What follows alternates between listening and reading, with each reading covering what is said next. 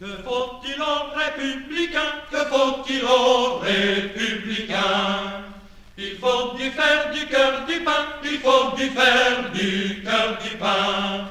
Du fer pour l'étranger, du cœur pour le danger, et du pain pour nos frères, vive le son, vive le son. Et du pain pour nos frères, vive le son du canon. Bonjour tout le monde, merci d'être venus aussi nombreux.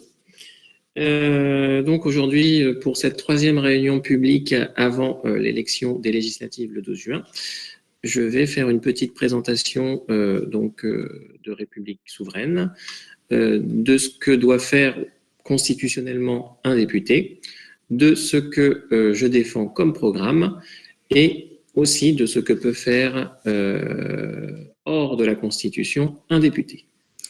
Alors, tout d'abord pour la présentation. République souveraine représente le souverainisme social, c'est-à-dire que nous invoquons comme figure tutélaire Jaurès et De Gaulle, donc Jaurès pour le côté social, De Gaulle pour l'indépendance.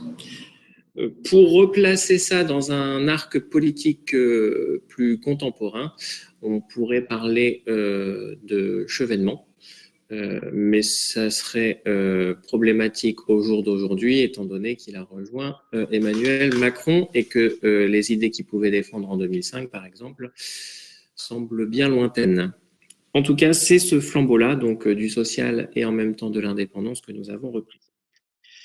Alors, nous nous inspirons de ce qui a été le meilleur moment de notre histoire contemporaine, c'est-à-dire du CNR. Alors, non pas comme le veut Macron en ce moment pour essayer de s'accaparer ce symbole, le Conseil national de la refondation, non, le Conseil national de la résistance.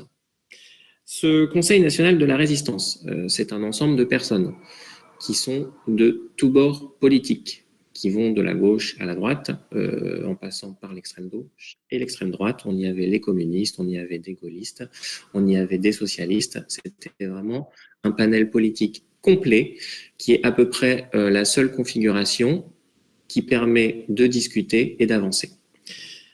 Donc, ce Conseil national de la résistance, c'est ce qui a permis en gros de lancer les grands chantiers tels que le Concorde, Ariane, Airbus, le nucléaire. Et c'est ce qui a mis la France des 30 Glorieuses en faisant un pays qui soit industrieux et qui se projette vers l'avenir. Non seulement c'était un pays industrieux grâce au CNR, mais c'est aussi un pays qui a pu développer un système de retraite et un système de sécurité sociale et un enseignement que le monde entier nous enviait.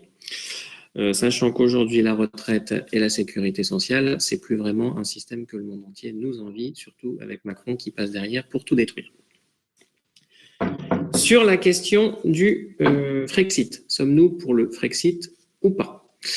Chez République souveraine, j'évacue la question tout de suite. Non, nous ne sommes pas pour un Frexit, en tout cas pas s'il est possible de l'éviter. Nous ne sommes pas pour que la France sorte de l'Union européenne, mais nous sommes pour que l'Union européenne sorte de la France.